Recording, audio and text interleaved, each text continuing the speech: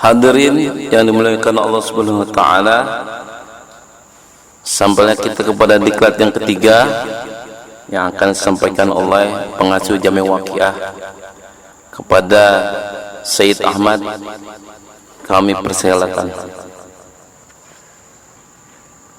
Assalamualaikum warahmatullahi wabarakatuh. Waalaikumsalam warahmatullahi wabarakatuh. Alhamdulillahi rabbil alamin wa bihi nasta'in ala umurid dunya waddin. Wa sallallahu ala sayyidil anbiya'i wal mursalin wa ala alihi wa sahbihi ajma'in. Amma ba'du. Puja-puji syukur kepada Allah, salawat kepada Nabi dan ahli keluarganya, persis seperti muqaddimah tadi yang saya sampaikan. Hadirin hadirat, terutama calon pejuang kesadaran yang terhimpun di satu wadah Jamiah Waqiah atau aktivis Jamiah Waqiah yang saya banggakan. Malam ini diklat yang ketiga kali, di mana 2 kali diklat yang telah kita lalui, kita menyerap satu kesimpulan bahwa diri kita ini manusia, diri kita ini butuh kesempurnaan. Kesempurnaan adalah inti hidup kita sebagai seorang manusia. Mengapa engkau diciptakan? Karena Allah menggagas agar makhluknya yang namanya manusia itu harus menyempurna. Inti tujuan hidup itu adalah menyempurna. Nanti tutup usiamu, kesempurnaan telah Anda capai, suatu keberhasilan tidak Anda capai, kerugian yang sangat besar. Kodratmu itu harus menyempurna. Ketika seseorang dalam hidupnya tidak berorientasi menggapai kesempurnaan, yang bersangkutan tidak berikhtiar untuk menggapai kesempurnaan, itu hengkang dari kodratnya. Ini hati-hati, jangan menyalahi kodrat sebagai seorang manusia. Jangan sampai sekali-kali Anda tidak memproses jiwamu untuk tidak sempurna. Jangan sekali-kali itu, karena itu menyalahi kodrat. Allah telah cukup memberikan satu potensi kesempurnaan yang cukup dahsyat. Laqad khalaqnal insana fi ahsani taqwim. Ahsani taqwim itu adalah satu potensi. Semua manusia dikasih satu potensi oleh Allah. Potensi itu namanya potensi kesempurnaan. Lalu tugas seorang manusia itu mengaktualkan, melanjutkan suatu potensi menjadi realisasi. Dari potensi menjadi realisasi, kalian butuh sungguh. Karena kesempurnaan ini butuh diperjuangkan. Tidak bisa kalian mengupayakan kesempurnaan seperti kalian menunggu waktu. Walaupun waktu terus berjalan, prosesnya nggak berjalan, waktu sia-sia. Usiamu sia-sia.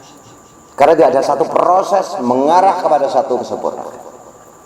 Sekali lagi, kesempurnaan butuh diperjuangkan. Lihat para seniormu, kaum sufi dari zaman ke zaman, semua fight, semua mati-matian untuk menggapai kesempurnaan, mati-matian dalam hidup, karena dia sadar bahwa untuk menjadi sempurna adalah hak mereka. Hak. Wa qala rabbuka lil malaikati inni ja'ilu fil ardi khalifah. Para kaum sufi, mereka itu sadar dirinya harus menyempurna. Dia berhak untuk mendapatkan satu jabatan yang paling bergengsi di antara seluruh makhluk Allah. Jabatan apa itu? Khalifah. Tanpa diperjuangkan, maka khalifah hanya sebagai slogan saja. Tapi kalian itu diberikan hak oleh Allah untuk memilih, sehingga hidup itu adalah pilihan. Memilih menelantarkan potensimu, memilih menelantarkan kesempatanmu, atau engkau manfaatkan baik-baik kesempatan dan potensi yang anugerah ini telah diberikan kepada diri kita.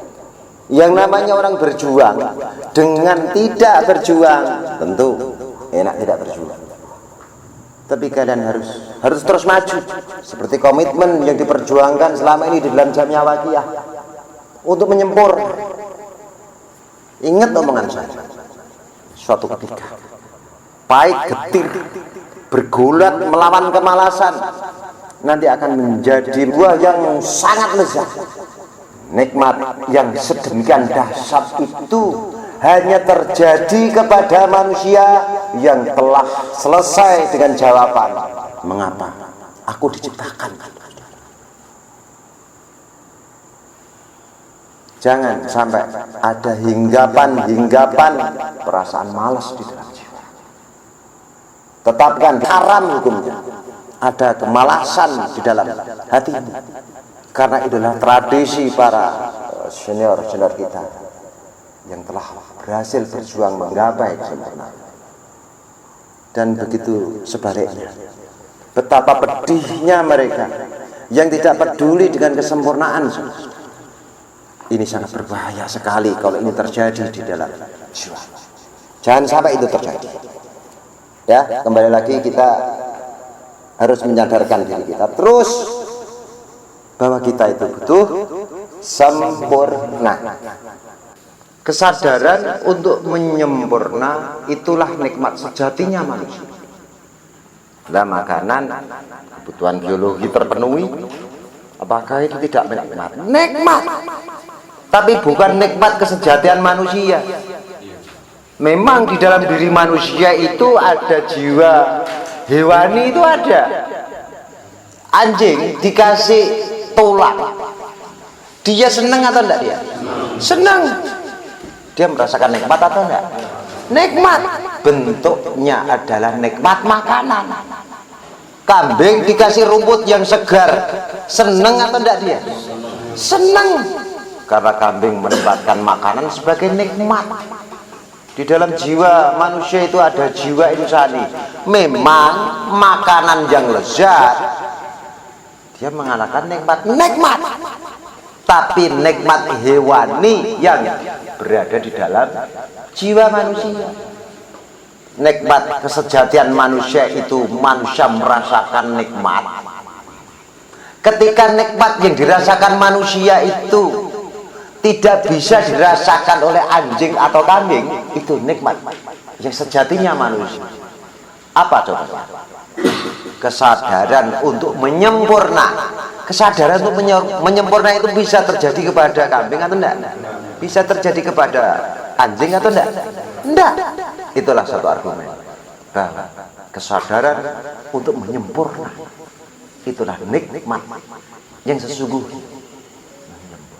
Lah, alhamdulillah apa enggak? Alhamdulillah. Untuk menyempurna itu enggak semua orang. Semua dikasih hidayah dan taufik. Tapi semua itu mengambil hidayah atau tidak mengambil hidayah. Memanfaatkan hidayah atau tidak memanfaatkan hidayah. Alhamdulillah kita termasuk seorang yang dikasih satu kesadaran, satu ilmu, satu pengetahuan tentang kesempurnaan. Ketika kita bersyukur tentang kesadaran menyempurna itu, itulah syukur yang sesungguhnya. Kita sepakat bahwa kita butuh menyempurna. Nah, tapi kalau kita tidak tahu apa itu kesempurnaan, memang kita bisa mencapainya? Nggak bisa. Usia terus berjalan, seiring terus berjalan, kita harus ada satu tujuan. Kalau nggak ada satu tujuan, itu tersesat atau tidak? Terlepas agamamu apa, kalau nggak tahu tujuan hidupmu akan tersesat. Terlepas madhabmu apa, terlepas. Tapi kalau nggak tahu tujuan hidupmu, sudah pasti Mau seperti itu nggak kita ya? Betapa teganya dirimu kalau kamu rela dalam ketersesatan. Betapa teganya dirimu yang telah menzalimi dirimu sendiri akibat ketidaktahuan. Malam ini difahamkan agar kita tahu ya. Kita memahami suatu arah tujuan adalah kesempurnaan. Untuk memahami kesempurnaan, pertama kali kita akan memahami istilah kesempurnaan itu dari sisi bahasa dulu. Apa sih kesempurnaan itu? Saya pernah membaca buku karangan Sayyid Murtadha Mutahari. Dia membahas tentang kesempurnaan. Beliau untuk memahamkan kesempurnaan itu memunculkan dua kata, sempurna dan cukup.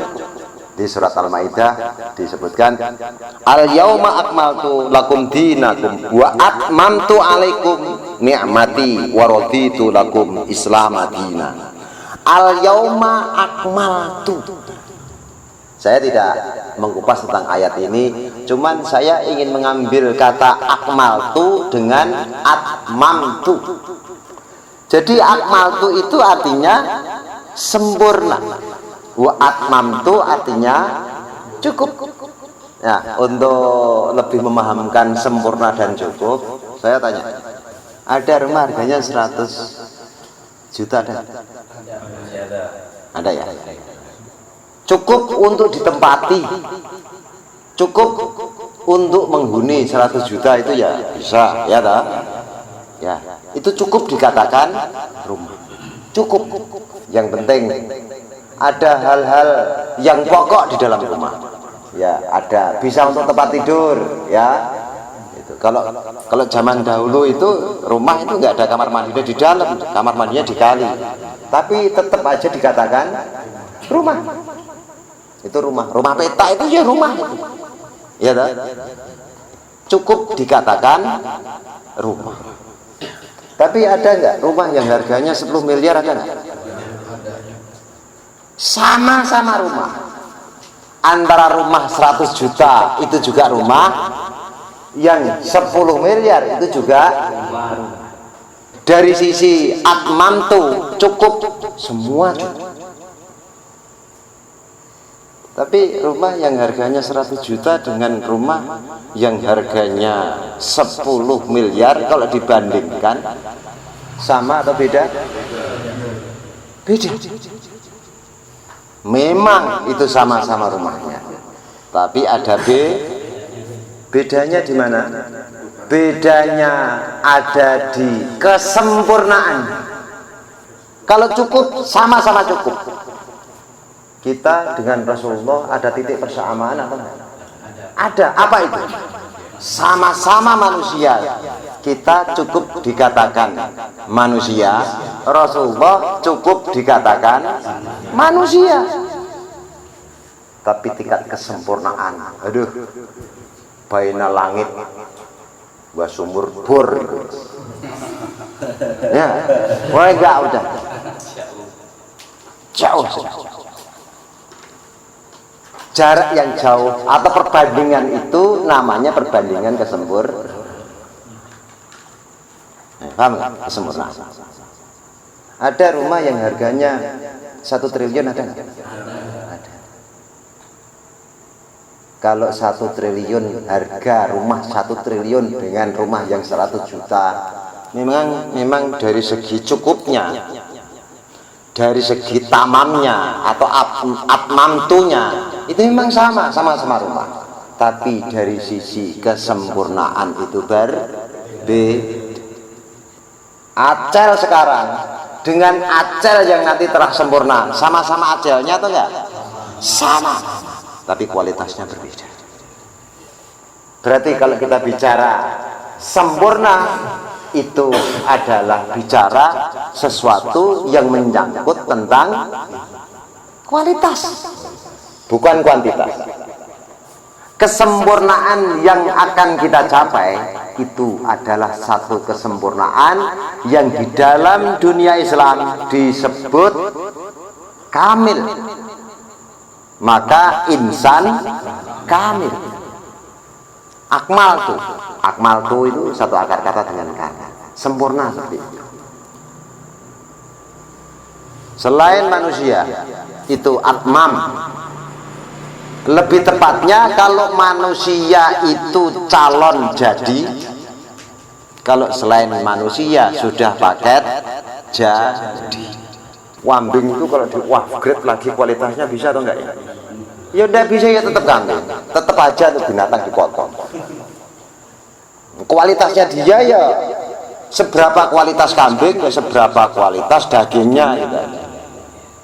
Kualitasnya di daging ya standar dagingnya seperti itu. Termasuk malaikat itu disempurnakan lagi sudah nggak bisa, karena bagi malaikat itu yang berlaku bukan kamil tapi tamim, cukup. Malaikat nggak bisa di-upgrade. Tapi lain lagi bagi manusia yang buruk di-upgrade menjadi baik bisa atau enggak? Setelah menjadi baik di-upgrade lagi menjadi lebih baik lagi bisa atau enggak? Bisa. Dari tidak sempurna menjadi sempurna bisa, dari sempurna menjadi lebih sempurna bisa. Kalau sudah lebih sempurna di-upgrade lagi masih bisa lagi atau enggak? Bisa. Saya membuat rumah yang harganya 1 triliun bisa atau enggak?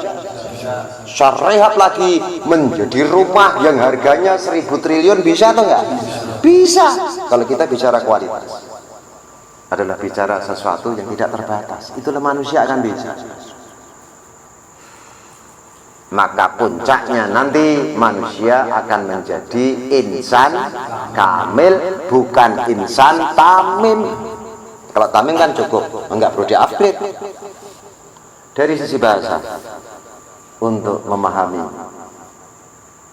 kesempurnaan itu kita butuh memahami sempurna dan cukup. Di Quran surat Al-Maidah 2 kata antara cukup dan sempurna itu disatukan di satu ayat.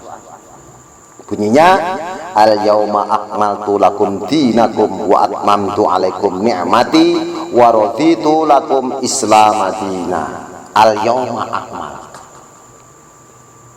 Di sisi lain wa atmamtu. Nah, akmaltu sama wa atmamtu. Kalau akmaltu itu sempurna, wa atmamtu itu cukup. Kalau tamam itu terkait dengan kuantitas, kalau kamal terkait dengan kualitas. Nah, yang dimaksud sempurna itu adalah sempurna yang kita inginkan adalah kualitas. Gitu. Jadi nanti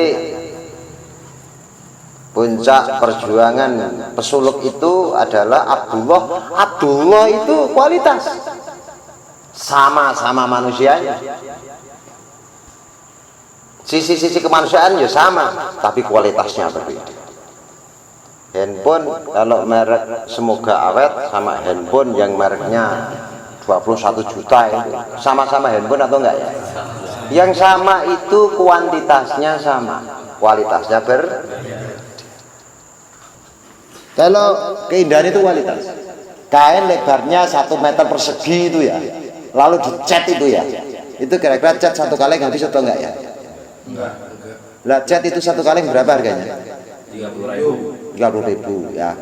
Kanvas se-frame-nya, se-figurannya ya paling ya 300.000. Dijual 500.000 ya sudah kemahalan. Tapi kalau sudah melibatkan kualitas seni yang nyorek-nyorek itu Effendi, sampai 2 miliar harganya. Yang mahal itu kualitasnya atau kuantitasnya? Kalau kuantitasnya hanya sak kaleng ada masih sisa kok. Sisanya banyak. Tapi menjadi 2 miliar. Karena yang bernilai tinggi itu adalah kualitas. Jangan dilihat gemuknya si Sodrun ini, jangan.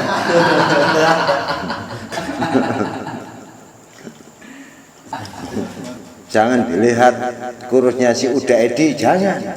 Tapi lihat kesempurnaan si Sodrun sama si Uda Edi, lihat itu.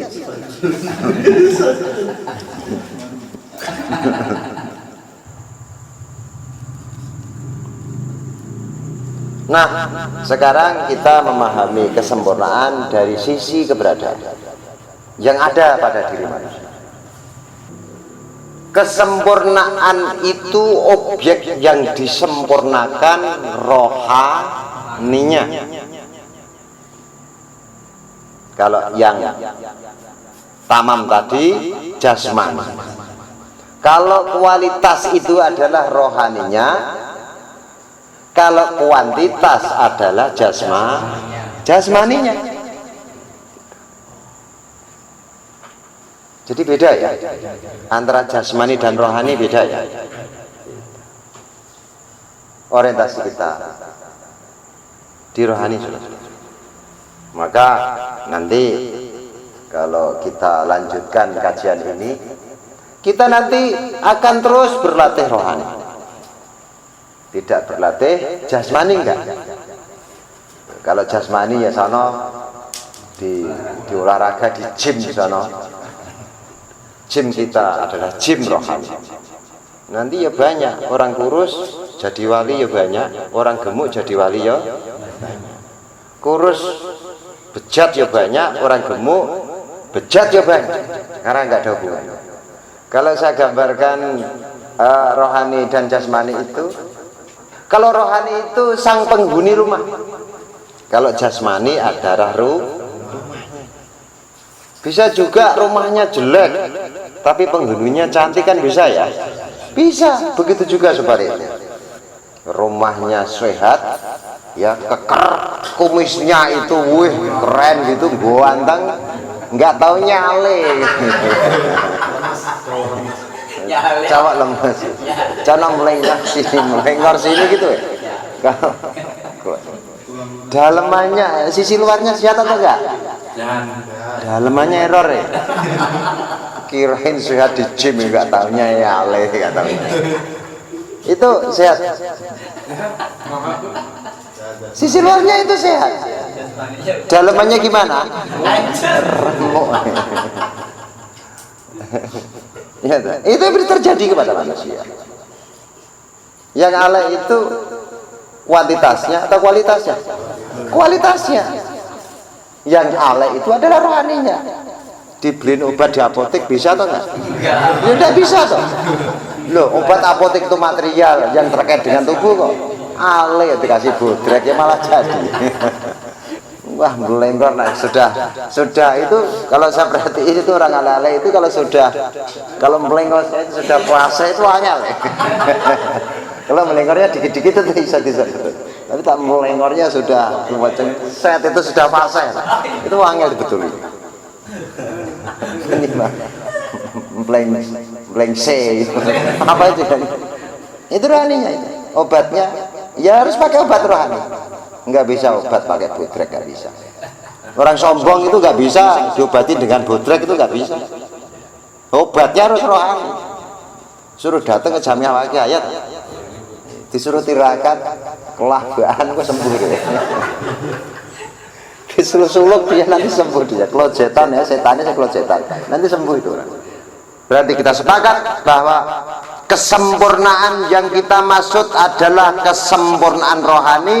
Maka kali ini kita mempelajari apa sih sebenarnya rohani.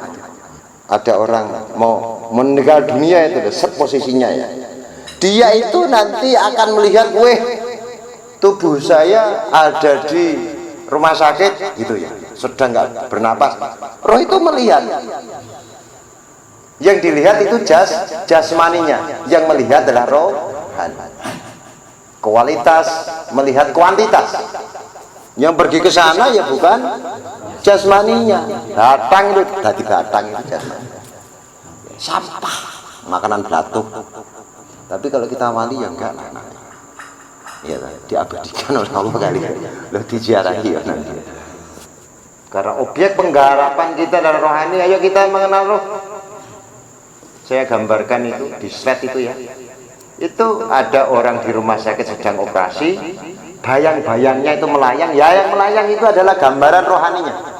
Ya, yang masih jelas terlihat itu adalah jasmaninya. Loh, apakah roh kok pakai baju? Itu kan gambaran saja. Yang tidak persis itu enggak. Nggak bisa digambarkan loh roh. Roh itu nggak bisa digambarkan. Bisanya dirasakan. Manis itu bisa digambarkan nggak? Kotak-kotak atau bulat-bulat bisa nggak? Warnanya apa bisa nggak? Manis itu. Iya. Seperti itu. Bisanya kita rasakan. Roh itu ya bisanya kita rasakan. Di dalam jiwamu, di dalam jiwa manusia itu Anda terasa nggak? Kalau ada rohnya, Anda terasa nggak? Loh, gitu yang ngerti ya.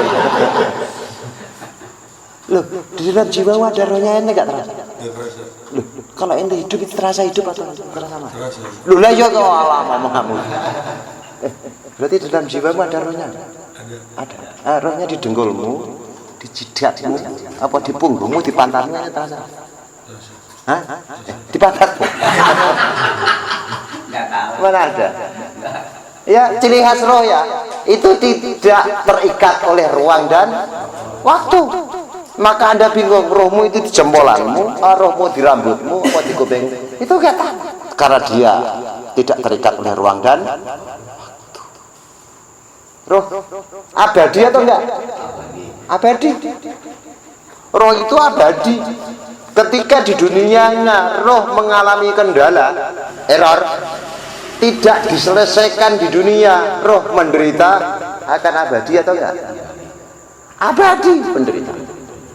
Karena roh itu abadi. Ketika di dunianya roh, hak-haknya roh, Anda telah memuliakan rohmu sehingga rohmu bahagia, maka kebahagiaan itu akan abadi. Itu roh. Gitu ya, tidak terikat ruang dan waktu. Waktu itu menyangkut abadi, itu waktu.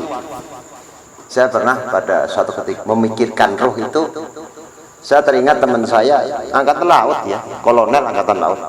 Jadi analog roh dan jasad itu, kalau jasad itu saya samakan dengan kapal selam, maka roh itu adalah awaknya atau yang mengendalikannya atau penumpangnya.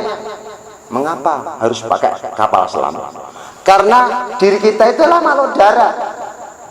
Sementara mau nggak mau diri kita itu harus menyelam satu ke alam air. Kita kan bukan ikan. Kita harus pakai sarana. Sarananya itu apa? Ya kapal selam. Manusia itu kan makhluk darat, ya toh. Harus hidup beberapa waktu di dalam air. Ya harus pakai sarana. Kalau di dalam air hanya 1 jam 2 jam ya pakai pelampung, pakai oksigen cukup. Loh, ini membawa misi itu harus berhari-hari, sehingga seorang pelaut, seorang penyelam itu harus melibatkan sarana kapal selam berbulan-bulan di dalam laut kok. Roh itu makhluk langit, bukan makhluk bumi. Roh itu sementara ditugaskan Allah pada satu wilayah atau dimensi yang beda alam. Menyiapkan sarana atau enggak? Sarananya itu tubuh ini untuk membawa misi. Nah, para awak militer angkatan laut itu ketika di kapal selam itu konsentrasi di misinya atau konsentrasi di kapalnya? Misinya. Begitu juga manusia, hakikat manusia itu adalah rohnya. Ketika kita diturunkan ke alam materi, kita konsentrasi di materi atau di misi kita. Di misi kita. Lalu misi kita itu apa? Untuk menjadi sempurna. Setelah kita sempurna, di saat itulah kita akan melakukan misi-misi ketuhanan. Ketika kita telah melakukan misi ketuhanan, itulah kita seorang khalifatullah. Kita menghamba kepada Allah. Menghamba kepada Allah itu loh bahasa lainnya khalifatullah itu adalah abdullah. Khalifatullah itu adalah seseorang yang dipercaya untuk menjaga asetnya Allah. Alam raya itu asetnya manusia atau asetnya Allah? Ini butuh dijaga. Dijaga keseimbangannya, butuh dijaga fungsinya. Allah mengamanahkan kepada khalifahnya. Yang khalifahnya itu adalah manusia. Untuk memegang amanah itu butuh sembarangan orang atau butuh orang-orang tertentu? Oh, harus pada kualitas tertentu. Lah, kualitas itu semua manusia dikasih potensi. Ketika potensi digarap secara baik, secara serius, maka manusia itu sudah pasti akan ketemu suatu kualitas yang kualitas itu baru layak disebut khalifatullah. Tapi harus diperjuangkan dulu. Sekali lagi, manusia itu adalah paket calon jadi. Selain manusia paket jadi. Nilai kapal selam itu adalah ada di nahkoda, bukan di kapal. Nilai manusia ada di rohaninya, yang membawa misi ya rohani. Misi rohani adalah menjadi khalifah. Wa id qala rabbuka lil malaikati inni ja'ilun fil ardi khalifah. Tapi sebelum jadi khalifah harus berikhtiar, harus menyempurna, sehingga dari upaya seseorang itu baru layak disebut khalifatullah. Setelah dia layak jadi khalifatullah, baru dia menghamba kepada Allah.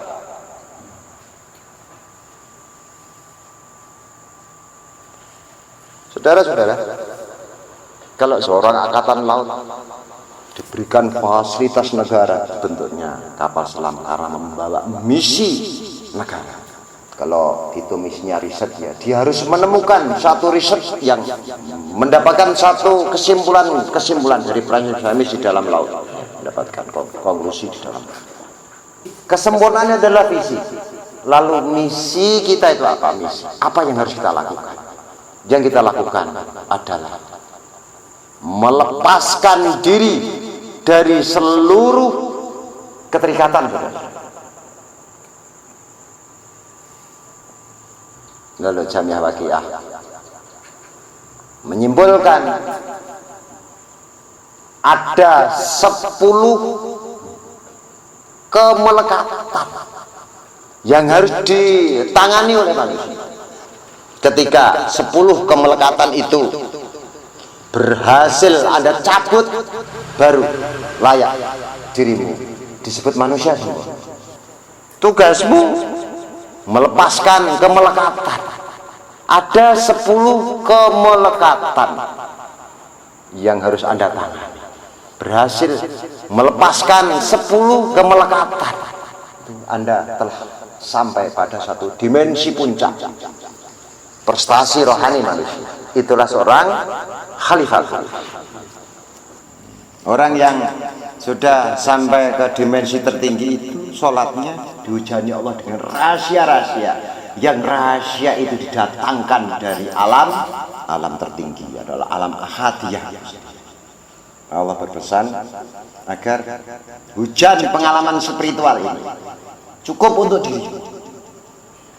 Jangan engkau sebarkan, rahasiakan. Dia ketat menjaga rahasia. Saking ketat menjaga rahasianya, sehingga orang umum tidak bisa membedakan antara orang host dengan orang khusus sedang sholat. Itu nggak bisa. Sholatnya Rasulullah dengan orang biasa mungkin sama, dilihat dari kasapata mungkin sama, tapi kualitasnya berbeda.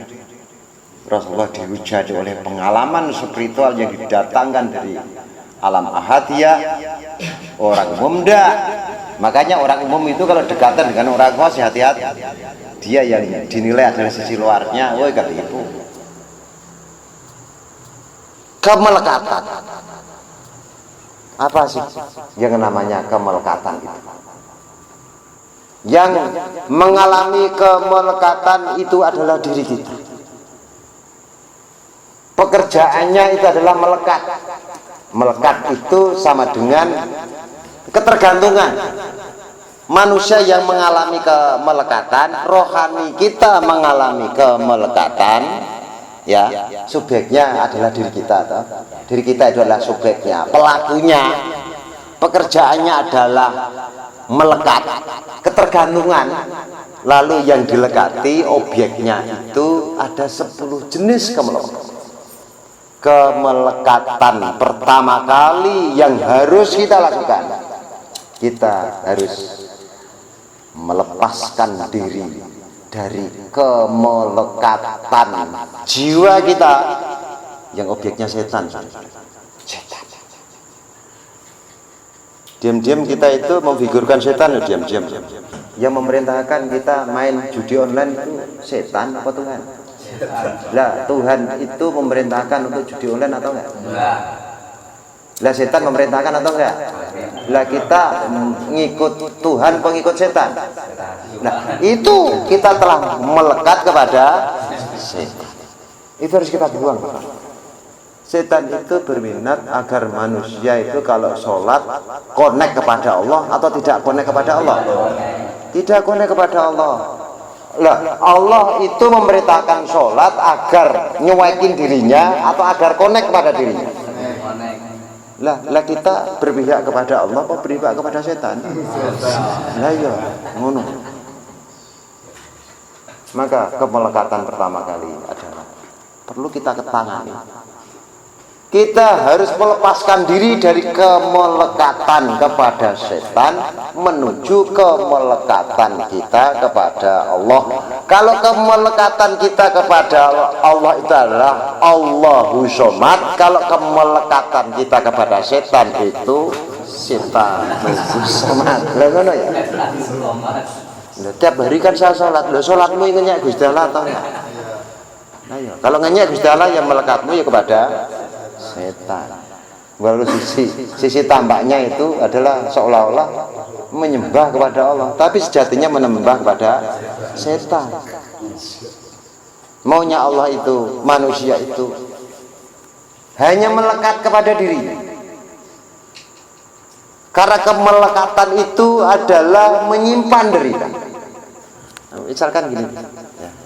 Tergila-gila dengan perempuan deh, ya tergila-gila, melekat tadi. Ditolak kalau cewek itu, stres kan? Stres ya. Itu kalau kita kalau nyenengin perempuan itu pasti diterimanya atau belum tentu diterimanya? Belum tentu. Kita ngelamar cewek belum tentu diterima. Bisa juga diterima, bisa juga Kalau kemelekatan itu dibahasakan cinta, jauh-jauh hari sebelum kita sadar kita harus mencintai Tuhannya, Allah sudah mengatakan, "Utuni, mintalah aku." Bukan mintalah kepadaku loh ya. Kalau mintalah kepadaku, ut'u ilayya. Tapi itu utuni, kata Allah. Mintalah aku, lamarlah aku, begitu kata Allah. Mengapa Allah seperti itu? Karena Allah mendesain manusia, ketika manusia itu ada satu kemelekatan selain dirinya, disitulah pintu derita. Seorang manusia melekat kepada kesehatannya, dia kalau sedang sakit, ada derita nggak di sana? Oh ada. Berharap untuk sembuh karena dia melekat kepada kesehatannya. Itu kemelekatan. Nah ini sebentar lagi ini ada orang kendir banyak. Nah itu musim pilpres, musim pilkada, apa itu? Caleg itu, calon legislatif itu. Dia melekatkan dirinya kepada jabatan. Ya, kalau dia nggak jadi kendir kayak gitu, ya karena kemelekatan. Tapi lain lagi loh ya. Dia ingin mencapai jabatan DPR, tujuan dia untuk ibadah kepada Allah, melekatnya tetap kepada Allah dia. Kalau dia sudah berupaya keras, dia nggak jadi DPR, dinilai ibadah oleh Allah atau tidak dia? Dinilai ibadah Allah. Dia jadi ya oke, tidak jadi ya tidak, kendir dia. Kemelekatan dia itu bukan kepada jabatan, tapi kepada Allah. Semua selain Allah itu adalah satu pintu derita. Dan maunya Allah agar makhluknya yang paling dia perhitungkan, yang paling dia sayangi adalah manusia, itu nggak pernah tersentuh dengan derita. Sehingga satu-satunya cara, wahai manusia, Kamu harus hanya melekat kepadaku saja. Qul huwallahu ahad, Allahu samad. Ini manusia banyak kemelekatan. Tidak Allah husomat tapi jabatan husomat. Melekat pada apa namanya? Jabatan. Tidak Allah husomat tapi mobil husomat. Ya mobilnya, sekernya klok ya dia sedih. Apalagi nggak bisa bayar, lebih sedih lagi. Karena ada kemelekatan kepada job, kepada pekerjaan. Itu ada kemelekatan susah. Buru-buru. Kemelekatan itu adalah satu derita. Malam ini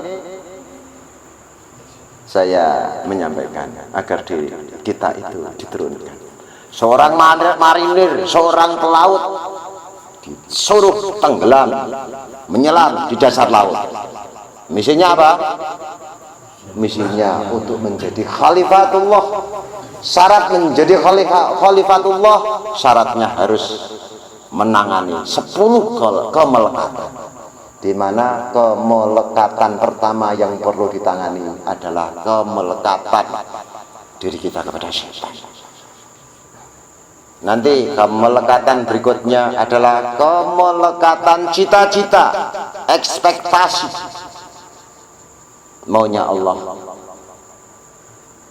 agar engkau melepaskan diri dari ekspektasi selain menjadi kekasih. Hanya satu cita-cita saya, ingin menjadi kekasihnya, menjadi khalifah. Itu ekspektasi. Aku pengen ini, aku pengen kaya, aku pengen makmur, aku pengen terkenal, aku pengen aku semuanya. Keinginan semua dihapus. Nanti manusia akan menempatkan menjadi kekasihnya Allah sebagai cita-citanya akan melekat pada diri.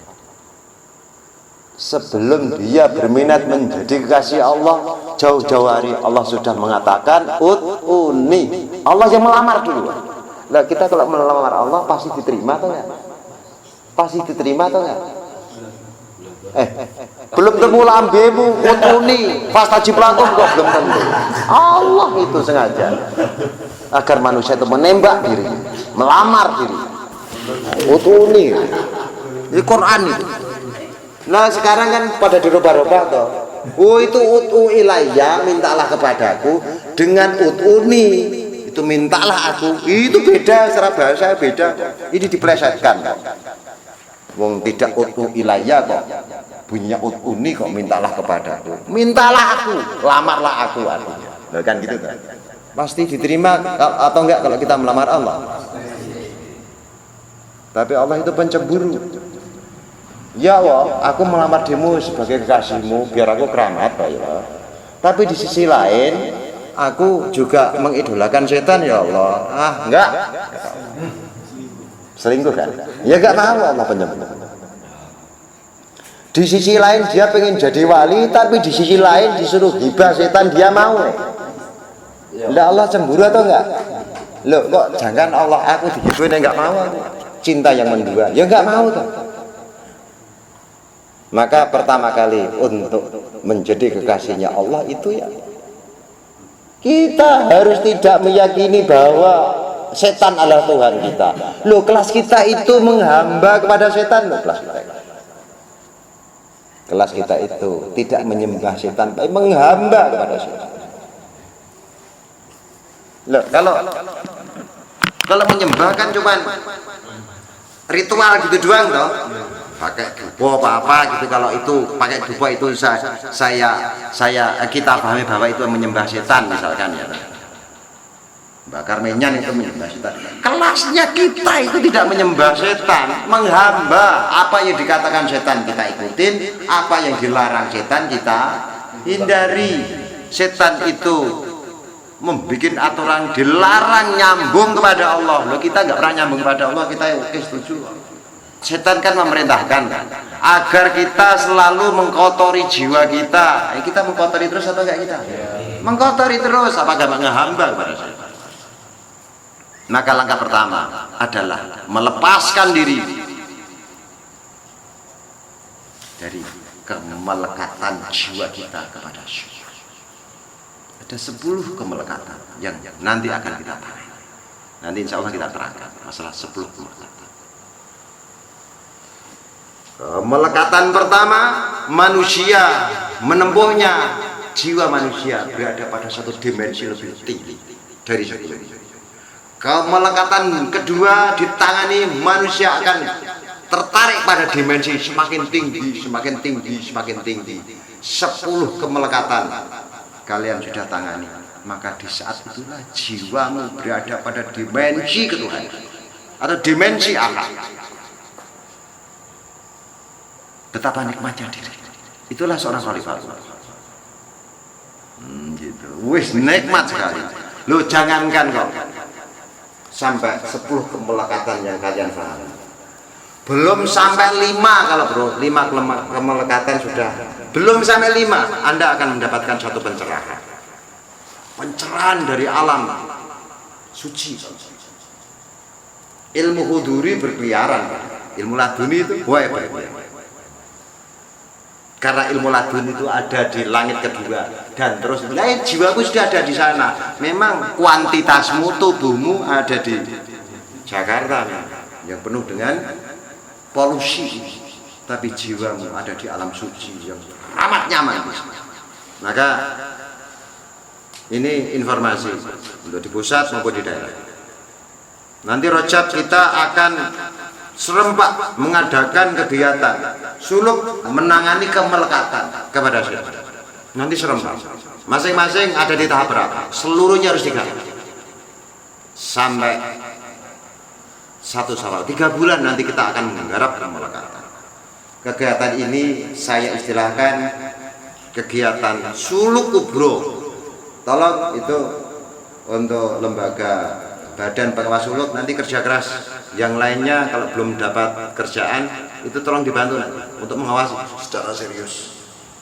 Kita bawa umat untuk melepaskan dari kemelekatan pertama, yaitu kemelekatan penghambaan setan menuju penghambaan kepada Allah. Dan bagi calon aktivis, saya pesan tetap amalkan suratul Waqiah. Suratul Waqiah cara mengamalkan itu di samping itu ada amalan harian, tapi itu juga ada acara mudengan. Jadi tiap minggu sekali itu harus ada mudengan. Selenggarakan mudengan, baca suratul Kahf bersama-sama, selenggarakan mudengan bersama-sama di kampungmu masing-masing. Dan tetap manfaatkan di acara mudengan di setiap pos-pos perwakilan Jamiah Waqiah itu sebagai sarana untuk diskusi, mengulang pelajaran yang saya sampaikan. Tolong menjadi bahan diskusi hingga benar-benar di alam pikiranmu itu telah kuat, dikuatkan oleh satu pemahaman. Ketika kamu sudah kuat, pahamnya sudah konkret, maka sangat gampang itu akan teraktual ke dalam jiwamu. Ke dalam jiwamu sudah teraktual materi-materi dalam Jamiah Waqiah, nanti akan menjelma menjadi satu sikap untuk menyempurna. Dan kalian harus berdakwah. Sadarkan, banyak orang yang tidak sadar, banyak orang yang lupa kalau dirinya itu manusia. Bukti dia lupa sebagai manusia, dia tidak pernah berorientasi menggapai kesempurnaan. Mereka dalam kondisi bahaya. Kalau itu terjadi kepada anakmu dalam kondisi bahaya. Kalau ketidaktahuan itu terjadi pada istrimu dalam kondisi bahaya. Terjadi pada saudara kandungmu, saudara kandung yang dalam kondisi bahaya. Orang tuamu dalam kondisi bahaya. Kalian tahu harus melakukan satu langkah untuk menyelamatkan. Jangan sampai terjadi Anda selamat. Kalau saya gambarkan Anda selamat mencapai satu kesempurnaan Anda di surga, tapi orang tuamu nggak Anda sadarkan. Tapi orang tuamu menuntut kepada Allah, ya Allah, anakku di surga, aku digoreng nang neraka. Anakku tahu tentang ilmu kesempurnaan, tapi mengapa waktu itu enggak? Ilmunya dipakai sendiri, dikorup sendiri, tidak pernah disampaikan kepada. Aku nggak terima ya. Jangan sampai cerita itu terjadi. Maka tetap kalian harus cek. Siapa yang memungkinkan untuk diselamatkan? Dengan cara apa saya menyadarkan? Terus harus kalian pelajari, harus bergerak membawa satu keselamatan. Memang thariqah kita adalah thariqah menyelamatkan sesama. Yang diselamatkan tubuhnya atau jiwanya? Yang diselamatkan kualitasnya atau kuantitasnya? Maka selamat berjuang. Kalian harus menjadi pejuang kualitas, menjadi manusia yang sesungguhnya. Kalau ada salah dan khilafnya, saya mohon dibukakan pintu maaf yang selebar-lebarnya. Billahi taufiq wal hidayah. Assalamualaikum warahmatullahi wabarakatuh. Waalaikumsalam warahmatullahi wabarakatuh.